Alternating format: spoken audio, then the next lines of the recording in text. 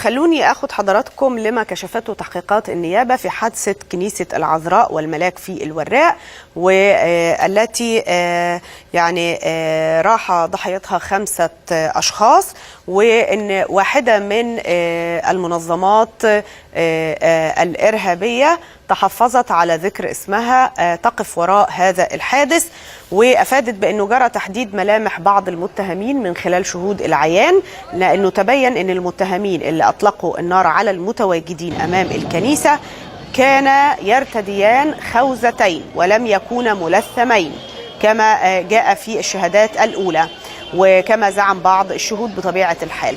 خلونا نعرف يعني النوع ده من المعلومات اللي كشفت عنها جريدة الوفد من الأستاذ وجدي زين الدين رئيس التحرير التنفيذي لجريدة الوفد. يعني أستاذ وجدي، قول لنا بداية المعلومات اللي كشفتم عنها، ويعني ما مدى دقة هذه المعلومات؟ صباح الخير. صباح الخير يا فندم، ازي حضرتك؟ الحمد لله. حضرتك احنا مندوبينا في المباحث الجنائية وفي النيابة توصلوا لمعلومات قالتها لهم مصادر أمنية مسؤولة ومطلعة ان اللي نفذ عملية الاعتداء على كنيسة العذراء بالوراق 2 قيادي، واحد قيادي في حركة الجهاد والثاني سلفي من الجهادية السلفية أيضا، وان دول تم القبض عليهم عام 2009 بتهمة ارتكاب أعمال عنف. تمام.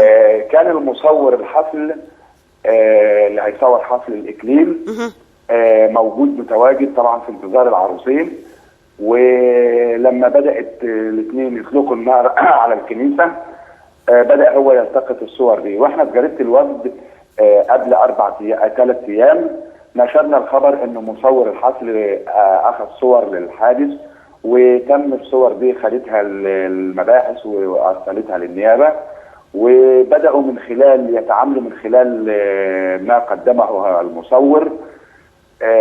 توصلوا الى ان مرتكبي الحادث 2 قيادي جهادي وقيادي سلفي، ودول سبق اعتقالهم عام 2009 بارتكاب اعمال عنف، كانوا بيرتدوا خوذ.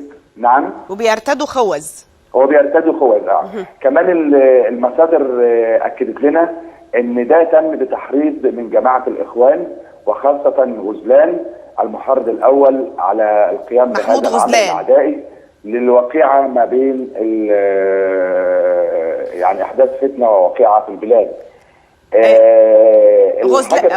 غزلان ما زال مطلق السراح.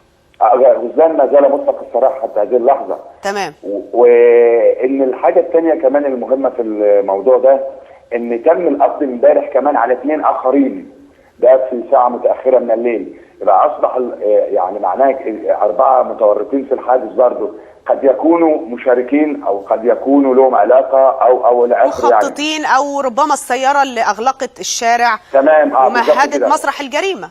تمام. فالاربعه اللي الامن الوطني اعلن عنهم في امبارح في ساعه متاخره ان هو بيجري تحقيقات معهم، والمصادر اكدت لنا برضه، وده مش منشور للاسف النهارده في الجرايد لان الصحف ما لحقتوش، ان دول المصادر اكدت ان دول متورطين في حادث الكنيسه بالاشتراك مع الاثنين اللي هم القيادي الجهادي والسلفي، لكن الاثنين دول حتى هذه اللحظه قد يكون مقبوض عليهم ولم تعلن المصادر الامنيه بعد، وقد يكون يعني على وشك القبض عليهم زي ما احنا كتبنا في جريده الوفد النهارده ان خلال ساعات سيتم القبض عليهم طبقا للمعلومات اللي وردت لينا يعني. طب استاذنك، انا عايزه اقول الخبر بما انه مش منشور وتقول انا قلته صح ولا لا.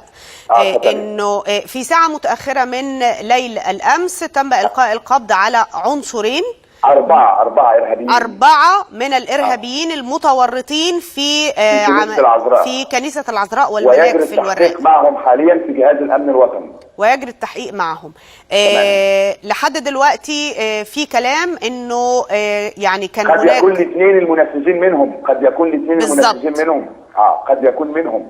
يعني وحضرتك بتقول وفقا لمصادركم في جريدة الوفد قلتم ان محمود غزلان متورط بشكل او باخر في التحريض ويعني الدعم او المساندة او ما شابه. تمام. انا بشكر حضرتك شكرا جزيلا، الحقيقة معلومات شديدة الأهمية.